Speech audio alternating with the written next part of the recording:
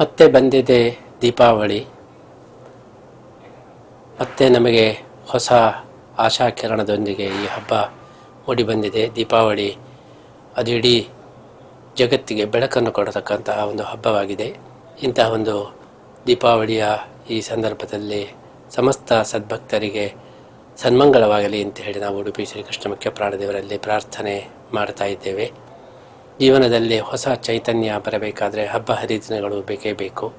ಈ ದೃಷ್ಟಿಯಲ್ಲಿ ಪ್ರಾಂಚರು ಯೋಜನೆ ಮಾಡಿದಂತಹ ಈ ಒಂದು ಹಬ್ಬಗಳ ಸರಣಿ ಇದು ಅತ್ಯಂತ ಒಂದು ಸ್ತುತ್ಯರ್ಹವಾದದ್ದು. ಇಂತಹ ಹಬ್ಬಗಳಲ್ಲಿ ಇದೀಗ ದೀಪಾವಳಿ ಹಬ್ಬ ಅದು ಅತ್ಯಂತ ಒಂದು ವ್ಯಾಪಕವಾಗಿ ಹಾಗೂ ಅತ್ಯಂತ ಉತ್ಸಾಹದಿಂದ ಸಿಡಿಮದ್ದು ಪಟಾಕಿಗಳ ಜೊತೆಗೆ ಆಚರಿಸಲ್ಪಡ್ತಕ್ಕಂತಹ ಹಬ್ಬವಾಗಿದೆ. ಇದರ ಹಿನ್ನೆಲೆಯಲ್ಲಿ ಇರತಕ್ಕಂತಹ ಆಧ್ಯಾತ್ಮಿಕ ಸಂದೇಶ, ದೀಪಾವಳಿ ಲಕ್ಷ್ಮೀದೇವಿಯ ವಿಶೇಷ ಅನುಗ್ರಹವನ್ನು ಪಡೆಯತಕ್ಕಂತಹ ಒಂದು ಸಂದರ್ಭ. ಲಕ್ಷ್ಮೀದೇವಿ ಹೇಳ್ತಕ್ಕಂತಹ ಒಂದು ಉತ್ಥಾನದ ಪ್ರಬೋಧೋತ್ಸವ ಇದು.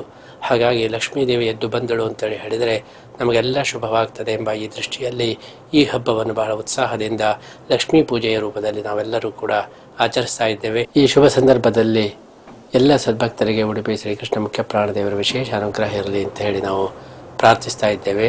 ಇದೊಂದು ವಿಶಿಷ್ಟವಾದಂತಹ ಹಬ್ಬವಾಗಿದೆ.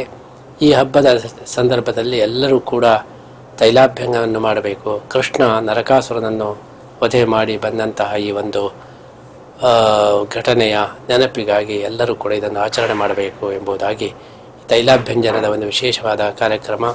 ಅದೇ ರೀತಿ ಹೊಸ ಬಟ್ಟೆ, ಹೊಸ ಉಡುಗೆಗಳನ್ನು ತೊಡತಕ್ಕಂತಹ ಈ ಒಂದು ವಿಶೇಷವಾದ ಹಬ್ಬ ಅದು ಅತ್ಯಂತ ವೈಶಿಷ್ಟ್ಯಪೂರ್ಣವಾಗಿ ನಡೆಯಲಿ ಅಂತೇಳಿ ಈ ಸಂದರ್ಭದಲ್ಲಿ ನಾವು ಹಾರೈಸ್ತಾ ಇದ್ದೇವೆ.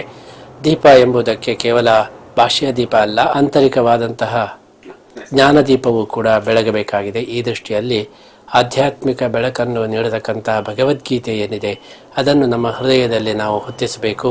ಗೀತೆಯ ಬೆಳಕು ಯಾವಾಗಲೂ ನಮ್ಮನ್ನು ಮಾರ್ಗದರ್ಶನ ಮಾಡ್ತಾ ಇರಬೇಕು ಎಂಬಂತಹ ಈ ಆಶಯದೊಂದಿಗೆ ನಾವು ಪ್ರಾರಂಭ ಮಾಡಿರ್ತಕ್ಕಂತಹ ಈ ಕೋಟಿ ಗೀತಾಲೇಖನ ಯಜ್ಞ ಏನಿದೆ, ಈ ಕೋಟಿ ಗೀತಾಲೇಖನ ಯಜ್ಞದಲ್ಲಿ ಭಾಗವಹಿಸ್ತಕ್ಕಂಥ ಸತ್ಸಂಕಲ್ಪವನ್ನು ನೀವೆಲ್ಲರೂ ಕೂಡ ಮಾಡುವ ಮೂಲಕ ಈ ಹಬ್ಬವನ್ನು ಅರ್ಥಪೂರ್ಣವಾಗಿ ನಾವೆಲ್ಲರೂ ಕೂಡ ಆಚರಿಸೋಣ ಅಂತ ಹೇಳಿ ಈ ಸಂದರ್ಭದಲ್ಲಿ ಇನ್ನೊಂದು ವಿಶೇಷವಾದಂತಹ ಒಂದು ಆಚರಣೆ ಅಂದರೆ ಗೋಪೂಜೆ.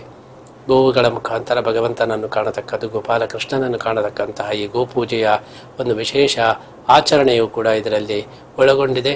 ಆ ಗೋವಿನ ಒಳಗೆ ಇರತಕ್ಕಂತಹ ಗೋಪಾಲಕೃಷ್ಣನ ಅನುಗ್ರಹವು ಕೂಡ ನಮಗೆಲ್ಲರಿಗೂ ಆಗಲಿ ಅಂತ ಹೇಳಿ ನಾವು ಹಾರೈಸ್ತಾ ಇದ್ದೀವಿ.